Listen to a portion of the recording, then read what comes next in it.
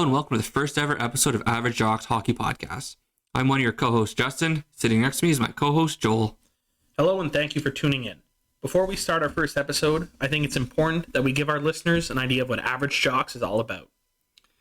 We're going to cover all things that pertain to the NHL through our unique segments and special guests. We are bringing a creative approach to answer the tough questions.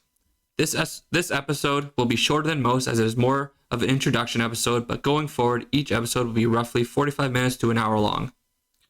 Some episodes will be dedicated to certain areas in hockey, such as our Behind the Bench segment.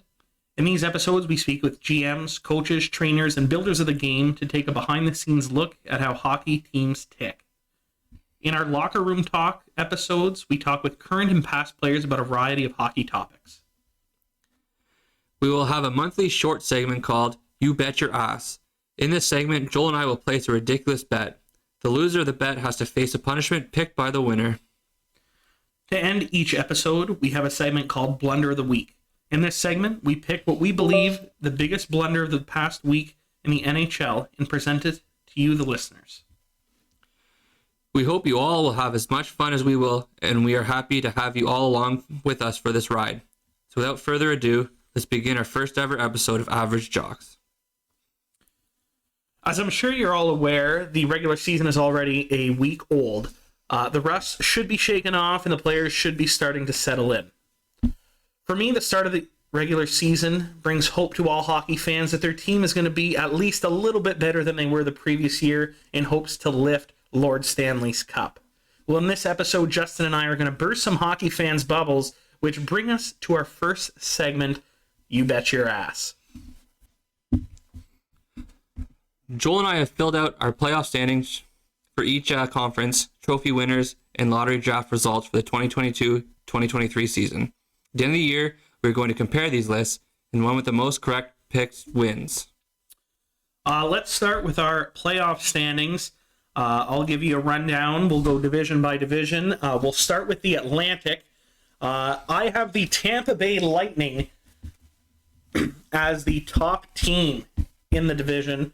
They haven't really lost anybody other than Andre Palat, and I think Tampa always has that next man up mentality. So there's going to be somebody that's going to step up on that top line with Steven Stamkos and Nikita Kucherov.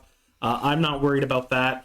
I think they easily have it locked up. Their goaltending alone is, bar none, the best in that division. So Tampa Bay Lightning finish atop. Second place, I think some people will be a little bit surprised, but I have the Boston Bruins.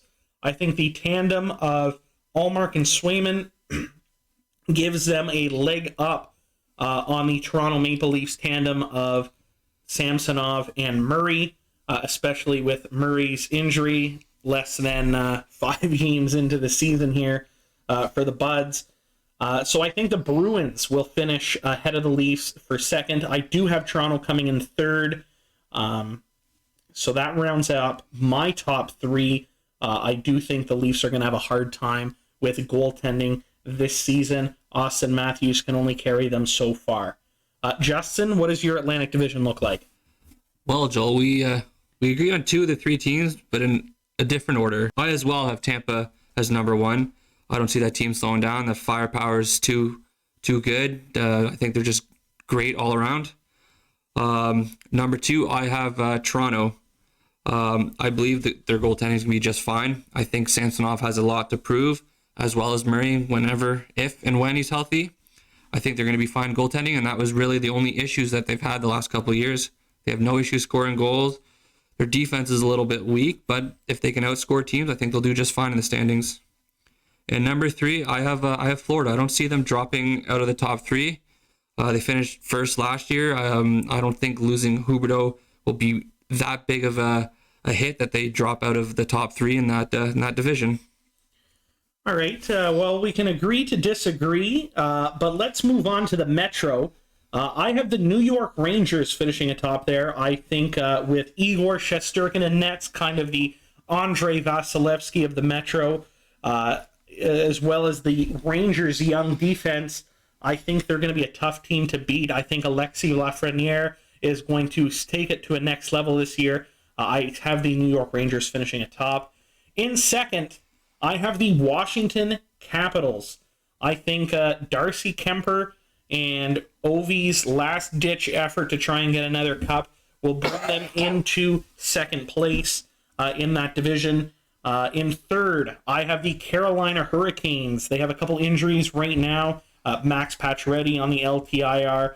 I think that once Pacioretty comes back, maybe tail end of the season, that could add a little bit of scoring prowess. But I do think they're still a young team. I think there's going to be some learning curve at some point, as well as Anderson's normally good for an injury per year. Antti Ranta, decent. They don't have that extra insurance with Alex Nedeljkovic anymore. So Antti Ranta and whoever that third goaltender is, I'm not sure if they can fill those Freddie Anderson shoes. So that's why I have Carolina in third. How about you? What does your Metro shape up? Well, Joel, so far we both agree on the top teams because I too have New York to finish first. Like you said, Shesterkin is just probably, if not the best goalie in the league right now. And that offense in front of him is absolutely unreal. And you got guys like Fox on the back end who could carry the offense, quarterback the power play. You got Trouba as a good defensive defenseman. He's going to definitely do the tough stuff for that team. So I think the Rangers will probably finish at the top of the East, not even just the Metro. In second, I have Carolina. I know you have them third. I think they're probably one of the best coached teams in the league. I think they play a good style of hockey. Goaltending may be an issue when it comes to injuries, but I think last year with the Andersons injuries, Ranta proved he did all right. I don't see that team slowing down at all, and they're still going to be a top team in the East. At number three, I have Pittsburgh Penguins. That team is very good. The core is a little bit older, but they're still very skilled. Tristan Jarry is a very good goaltender. He's definitely going to push that team into, I think, the third spot. Gunsel's probably going to score at least 30-40 goals again this year. Crosby should put up a good number. If Malkin's healthy, that's definitely a good second line center. So I definitely see that team in the top three. All right, our East wild cards. I have the Florida Panthers in my first wild card spot. I think they are going to take a bit of a step back. Losing Jonathan Huberdeau and Mackenzie Weegar is a big loss. Yeah, they added Matthew Tkachuk, but I don't think he has the offensive talent. And obviously, he's not a defenseman. I think that loss of Mackenzie Weegar at the back end hurts them. They take a step back to the first wild card spot. My second wild card team is the Pittsburgh Penguins. For one reason, age. I think that Malkin's getting up there, Crosby's getting up there, Letang is up there, Jeff Petrie is up there, Jeff Carter. They have an older team. These guys are still, like Sidney Crosby, Malkin, Letang, they're still putting up decent numbers. I just think at some point age is going to catch up to them. A young team like Carolina, a young team like the Rangers, and I think Caps are a little bit younger with their core, with the exception of Ovi. I think the Penguins take another step back, which could be in one of their final postseason runs. And one of my buddies, Thomas, who is an avid Pens fan, actually was texting me about the Pens yesterday, and I asked him about Tristan Jarry, and his only comment was, talk to me whenever you win a playoff series. So, to me, even Pens fans are a little skeptical of Jarry's goaltending. He's put up some decent regular season numbers. We'll see what he can get done in the playoffs. I don't really have much faith in Casey DeSmith as a backup, but what do I know? Well, Joel, my wild card is a lot different than yours. At the top of the wild card, I have the New York Islanders. I think they were like a bubble team last year. I think they're better than they played. Their goaltending, I think, is great. Sorokin, Varlamov. Barzal's a very good player. If he's given the room to do what he can do offensively, he's going to score a lot more points this year. So I see them definitely making the playoffs this year. And my final wild card spot, you know, Joel, I like to take a lot of risks, make bold predictions. So this is no different. So I have Detroit Red Wings just sneaking in there in that final wild card spot. I think they're young. I think they're gonna a lot of skill. I think Husso is a good goalie for them to have. He did very well in St. Louis last year. And Adelkovic as a backup, I think, is not going to hurt them at all. Sider did well on D. You got Sherrod, who's a decent defensive defenseman. Hronek is no slouch either. On offense, they're pretty stacked, especially with their new additions. I see them slipping into that playoff spot this year. Well, that is definitely a bold take. I like the moves that Stevie Y's made to the Red Wings, and I think Derek Lalonde is going to be a good NHL coach. I definitely still have them a few years out, given how strong the Atlantic is and how the Metro still has some pretty decent teams competing, but time will tell. Let's move over to the West now. Let's go see the Central Division, where I have the reigning Stanley Cup champions, the Colorado Avalanche, remaining in that top seed. I think Frank Hughes and Alexander Gorgiev are more than capable of filling that Darcy Kemper hole left. They didn't really lose anybody. They lost Nazem Kadri. Yes, I'm not convinced Nazem Kadri is able to put up the scoring, that he did last year. Again, he could. I don't see it. I think the Colorado Avalanche repeat as Central champs. In second place, I have Smashville, the Nashville Predators. I think will take another step forward. UC Saros, small goaltender, plays big. He's going to win some games on his own. Nashville, very fun team, super deep on defense. I think that their forwards are going to be able to win them some games alone as well, with some high-scoring games. I have them finishing second. Third, probably an unpopular decision, but I'm a big Jake Ottinger fan. I think the Dallas Stars are going to finish third in the Central. Their top six, very good. Much past that, meh. Kind of a rotation of their AHL guys. But I do think the Dallas Stars will find a way to squeak one out and finish in that third spot in the Central. All right, Joel. I think we have a lot of different opinions on this. I have Nashville finishing first in the Central. I think that team played very well last year. They didn't make many changes. They added Niederreiter, who's been on fire so far this year. I think they're going to surprise a lot of people. Susie Saro has had a great year. I see him either repeating or even having an even better year this year. Especially with the D that they have in front of them, like you mentioned. I see them definitely at the top of the standings this year. And number two, I have Colorado. I don't see them slipping very far. They're still a very, very good team. Obviously, the best defenseman in the world on their team right now. But I just don't see that offensive power past their probably top 4 or 5 forwards. Really, nothing really stands out unless players overperform or reach their potential. I just don't see it. I think losing Kadri at second line center is going to hurt them a little bit. Just don't think those wingers around Newhook, who's playing second line right now, is going to be good enough. And number 3, I have a surprising pick. I have Minnesota.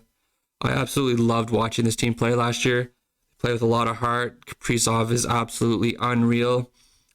Hoping adding Marc-Andre Fleury will give them that little push to move up in the standings. That was really the only spot they struggled a whole lot last year. I mean, Talbot was good, but I think Fleury's going to be better. On defense, they're a little bit risky, but I think offensively they're going to be good enough to finish third in that division. All right, moving on to the Pacific. I have, which I believe will be one of the teams heading to the Stanley Cup playoffs, the Calgary Flames, finishing a mile ahead of any other team in that division. I think they are a powerhouse. I thought they were a powerhouse before the addition of Jonathan Huberdeau and Mackenzie Weegar. I really love Calgary's D. I think Mackenzie Weegar brings it to a whole next level. Jacob Markstrom, world-class goaltender. I think Calgary finishes first, and you can take that to the bank. In second place, I think the Edmonton Oilers I think they got a little bit better with Jack Campbell. I still think they're a few pieces away from maybe competing with Calgary for top spot, but I think they've gotten better. They're not where they need to be. I have them in second. In third, I think Vegas has a bounce back year. I really hope Logan Thompson can give them the goaltending they need while Robin Leonard recovers from injury. They have a very deep offensive team. They got some solid D. They also got some great young defensemen, Nicholas Hague, Zach Whitecloud. I think that Vegas will be back in the playoffs this year, and they will take third spot in that Pacific Division. Well, Joel, this is probably the only division that we've agreed on all three teams in the same order. I as well have Calgary on top. I think that team was fantastic last year. I think switching Huberdeau for Kachuk didn't hurt them. Adding Kadri only made them better. Losing Monahan, I don't think he played much last year anyways. So that offense definitely got better. Adding Uyghur didn't hurt their defense at all. I think their defense is really, really good. And like you said, Markstrom, he was unreal last year, and having that team in front of him should be much better this year. Number 2, I have Edmonton, like I said, same as you. McDavid, Draisaitl, I mean, those guys put up numbers like nobody else. So again, that team not going to be worse than last year. I'm hoping the addition of Campbell is what they need in net. If he can stay healthy, they'll definitely be a second place team. And then third, I had Vegas. I think Eichel is probably going to come back to his regular form. He's going to put up the numbers that he did in his good years in Buffalo. Hopefully Thompson is good enough in net, but I do think with that offense and that defense, that it should be good enough to get them in that third spot. All right, in our wild card spots in the West, at the top wild card spot, I have the St. Louis Blues. I think they're going to fall just behind Dallas. I think they're going to challenge Dallas for that third spot, but I think Dallas will get that. I think Jordan Binnington is a good goalie. I don't think he's a great goalie. I think it was a risky move moving Ville Husso. So many NHL teams now go to that tandem. You need those guys. They split it more, 60-40 than it was 70-30 or even 80-20 a few years ago. And I think that Jordan Binnington doesn't really have that insurance that they had last year with Ville Husso. That's why I have St. Louis moving to a wild card spot. The second wild card spot I have goes to the Winnipeg Jets. I think the addition of Rick Bowness behind the bench, I think that little shakeup of stripping Blake Wheeler's captaincy lights a little bit of fire. I think Hellebuck gets back to form. I think Mark Scheifele will put up some sweet points this year. And Cole Perfetti, I think, will add a nice little offensive touch to these Winnipeg Jets. All right, Joel. Well, I have St. Louis in that top wild card spot as well. Same points you made. I don't think they're going to be a great team, but I think they'll be good enough to make the playoffs. They're an experienced team. Like you said, Binnington is a good goalie. He's nothing spectacular, but I think he'll be good enough to get them in that first wild card spot. And then Joel for my second wild card spot. Again, a little bit out there, or maybe a lot out there. But I have Seattle sneaking in there. That is a bold prediction. I think they didn't play horrible last year. I think they got a lot better in the offseason. I mean, a lot of young talent, Beniers, Shane Wright. They added Bjorkstrand. I don't think they have a horrible team. I mean, goaltending they may struggle a little bit, but I think if they play with heart, man, I see them sneaking in the playoffs in that final wild card spot. Well, I wish you luck with that pick. I do not think Seattle is going to be anywhere close to the playoffs. Yeah, I don't know what to tell you there. Good luck. That's all I can think of. I think Seattle's goaltending is shaky at best. Philip Grubauer had great numbers in Colorado, but look at the team he was playing in front of. Didn't really have those numbers last year. Chris Drager, LTIR. They have Martin Jones, whose numbers have been abysmal the last few seasons in Philadelphia, backing up Grubauer. I just don't see it. Cale Fleury, who's a seventh defenseman on most teams, is playing in their top four. If that's not a sign of some struggles, so far we're 0 for 2 in my analysis of Seattle. Up front, I mean, I don't think they have any superstars other than Matty Beniers, and he is, 20, 21? The rest, they're middle six players that are playing top 6 minutes. Good luck. I guess that's why their predictions. They have a lot to prove, Joel. And that's it. That's the thing. Well, I think that I have the advantage in the wild card right now. Hopefully, we will see. Hopefully, this punishment goes the way I think it will. With Team Joel coming out with a big win. Moving on now, we're going to look at our lottery picks. So in this, we're picking the teams that we think are going to win the lottery. This isn't necessarily the teams that we think are finishing bottom 3. These are just the ones we think that are going to be chosen by Bill Daly and Gary Bettman on those Lotto Ball nights on TSN. So we'll take a look at my 3 picks first. I have the Chicago Blackhawks winning the Connor Bedard sweepstakes. I have Arizona Coyotes picking second. And I have the Montreal Canadiens moving up a few spots. I think they're going to finish bottom 5 to bottom 8 in the league. I think they're going to move up to 3 to round off those 3 first picks in the 2023 draft. All right, Joel. Well, I definitely see Arizona finishing last this year, but I definitely do not see them picking first next year. I don't think the league will allow that. Not a player like Connor Bedard. I mean, it's not good for the game to have a good player like that go to a shitty market. So I see Chicago getting that first overall pick. I see Connor Bedard going to Chicago, revamping that team a little bit. And obviously, the league can't let Arizona slip too far, so I see them picking second. I mean, they'll still get a good player out of it, but there's no way they're letting a franchise player like Bedard go into Arizona. And number 3, I have San Jose. I think I just don't think they're gonna have a very good year at all. They may not finish third last, but I see them getting a top 3 pick and making that team a little bit better. All right. 2 out of 3 matched. Not bad. I guess we'll be fighting for that 1 point. For whoever's selecting third overall, may the best man win. So chalk that point up to me right now then. We're going to move on. We're going to look at the NHL trophies. These are individual trophies. We're going to talk Calder, Vezina, Rocket, the Hart, Norris, Selke, and Art Ross. We'll go back and forth, trophy to trophy. We'll start with the Calder. I think Rookie of the Year goes to Matty Beniers of the Seattle Kraken.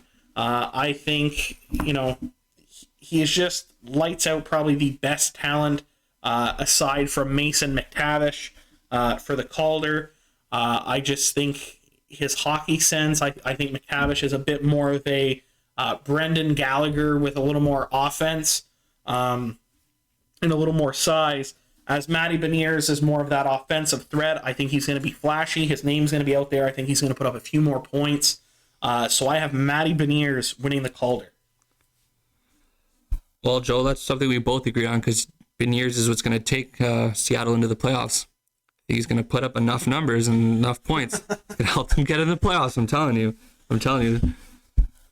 All right, let's move on. The Vezina Trophy. I think it will be the reigning Vezina Trophy winner, Igor Shesterkin, winning it back-to-back seasons. I think that the New York Rangers are going to be a little bit better than Tampa Bay Lightning. I also think that Igor Shesterkin is a little bit better of a goaltender than Andrei Vasilevsky. I might take a little heat for that. That's just my opinion. Igor Shesterkin, Vezina. All right, Joel. I have Shesterkin as well. I wouldn't say just yet that he's better than Vasilevsky. Vasilevsky's been solid year after year. I mean, Igor's got a lot more to prove before we can say that. But I do agree that the Rangers is just a better team, and it's going to Shesterkin's job is just going to be a lot easier. So that trophy should be a given for him. All right, we will move on to the Rocket. This is another trophy I think is going to go back to last year's winner. I think Austin Matthews walks away with the Rocket again. McDavid, much more of a passer. Ovi slowing down. I think it's Matthews to lose unless he decides he's not shooting the puck anymore. He's going to win the Rocket. It seems like a safe pick, Joel, but I think Draisaitl wins it this year. I think McDavid just feeds him all day. I think that they'll end up on the same line together more than just a power play. Even just on the power play, Draisaitl had a ton of goals last year, assisted by McDavid on that power play. So he had some even strength goals. I think Draisaitl takes this one. All right, we'll go on to the Hart Trophy. The Hart goes to League MVP. I believe this is Connor McDavid. Connor McDavid is Mr. Hockey for this generation, or our great one if you want to do Gretzky or Howe comparisons. I think Connor McDavid brings it all. He is hockey. He wins that Hart Trophy. Without him, I don't think the Edmonton Oilers are in a playoff conversation. Apologies to Leon Draisaitl, but Connor McDavid is a freak. Joel, that is something we definitely agree on. I definitely had McDavid as the Hart Trophy winner. I don't see it being a competition. Maybe with Draisaitl winning that Rocket Trophy, but besides that, I don't think anybody will stand a chance. For the James Norris, I have Cale Makar, repeat champ again. I know it may look like I'm taking the favorites, but this is your bet your ass. I'm playing a little conservative.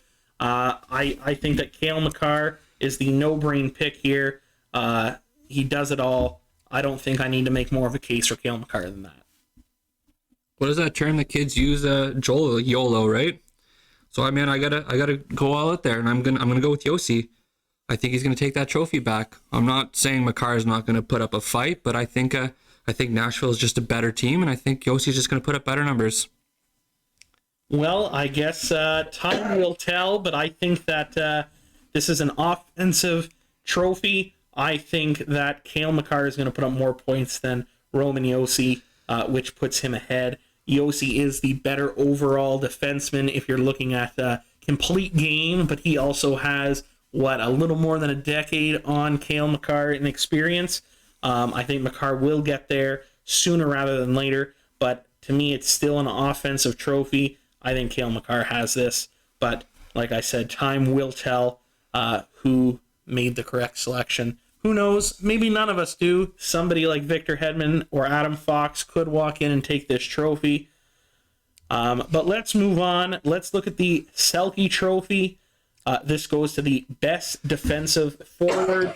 Again, I probably have a consensus pick. I'm going to go with Patrice Bergeron. He's won it the last X amount of years. Why should that change now? If it's not broken, don't fix it. Patrice Bergeron. Joel, I got to go with my boy, my favorite player. I'm going with Barkov. I think Barkov takes it. I think Bergeron was slowing down speed-wise, age-wise. I just don't think he's going to be able to do the things he was able to do 3-4 years ago. And honestly, I think Matthews would be the runner-up. I don't see Bergeron being top 2 for that trophy. Wow, I don't know if... wow. All right, not top 2.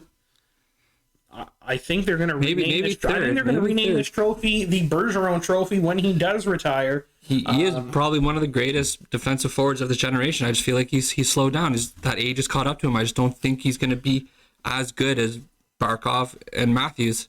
I am not a Bruins fan, but it's hard to disagree with the Selke being Bergeron's trophy unless you're Justin. So I guess we'll see. Again, what the season brings. We'll finish off here with the Art Ross. This is most points overall at the end of the season. I think it's going to be Connor McDavid. He's going to put up 30-plus goals. He's going to put up 70-plus assists. To me, again, Matthews is the scorer. He's not the setup guy. McDavid can be both. He will be both. I think this is Connor McDavid's to lose. Well, definitely agree with you there, Joel. I see McDavid pushing 40 goals, if not passing 40 goals this year, and that guy can pass like no other player in the league. So he 100% taking that Art Ross Trophy probably for the next 5 years. So that wraps up our 3 sections of You Bet Your Ass for our first episode. So at the end of the season, we're going to see who made the most correct playoff standings selections.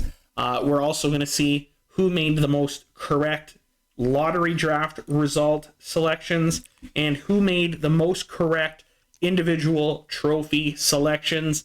1 point per team, per player, per category. And at the end, whoever wins gets to pick the punishment for the loser. This will all be up on our Facebook, Instagram, and YouTube pages. So if you're not already following us on all 3, not sure what you're waiting for, go and do that now. All right, Joel. So now we're going to move on to that final segment, Blunder of the Week. So this week, Joel, the recipient of Blunder of the Week goes to David Hackstall. Care to explain? Oh, would I ever? Dave Hackstall, what are you doing? You have the 4th overall pick in Shane Wright, which was the consensus 1st overall pick a few months ago before Montreal threw that curveball in taking Juraj Slafkovsky. You had this player where you had the fire already lit under his ass from dropping from 1st to 4th. You don't have a good team. As I mentioned earlier, you have middle 6 to bottom 6 players filling roles from the 1st line to the 4th line. You have this kid sitting in the press box 2 out of the 3 first games. Then Dave Hackstall comes out and says that Shane Wright is sitting because he doesn't have the compete level. What are you doing to this kid's mental game? Like, to me, this is unnecessary kind of mind games. And again, we're not privy to what's being said in the locker room or what conversations are having between Hackstall, Wright's agent, and Ron Francis. But to me, like, what are you waiting for? If you're saying the kid doesn't have the compete level, and that fire that was lit under his butt from the draft isn't enough, and he's not ready, send him down, having him in the press box, watching this team, where I believe that he could easily fit in a top 6, top 9 at worst role, sitting in the press box, watching the team play maybe a 500 season this year. To me, that's doing nothing for the kid. Send him down to the O. Let him absolutely dominate like we know he will if he gets sent down, because he will have that fire regardless. That is going to sting, and that is going to stick in his memory for the next little bit. I just think that you're doing worse for him, having him sit in that press box, saying that he doesn't have that compete. I don't know. I just think Dave Hackstall's doing a hack job of handling Shane Wright. And, I mean, I'm not an NHL coach. Probably will never be. Actually, I'll guarantee I'll never be. I just don't know what he's doing. I mean, maybe it's not my job. I'm not supposed to know. I just think that they're not doing it the right way. I think that they're mismanaging this player. And I think for somebody that's already had his ego knocked down a few pegs at the draft, to knock it down a little bit more is not going to do the good that Dave Hackstall is probably hoping it will. I'm going to end it on that just because I could talk for a little bit longer, but you guys probably don't want to hear that. Wow, Joel, I feel like we should put that on a poster. Hackstall doing a hack job. I like it. And that's a wrap for the first ever episode of Average Jocks Hockey Podcast. On behalf of Joel and myself, I'd like to thank you all for tuning in. We look forward to bringing you fresh and exciting weekly content. Every Friday, we will be dropping episodes on YouTube, Apple Podcast, and Spotify. So make sure to follow us there so that you don't miss any weekly episodes. Next week, we have Simon Salikas from TSN 690 joining us. We're going to cover a bunch of interesting topics.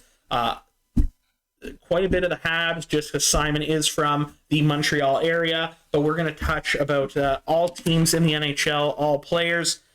We are also going to be introducing a new segment called the Lightning Round, which Simon participates in.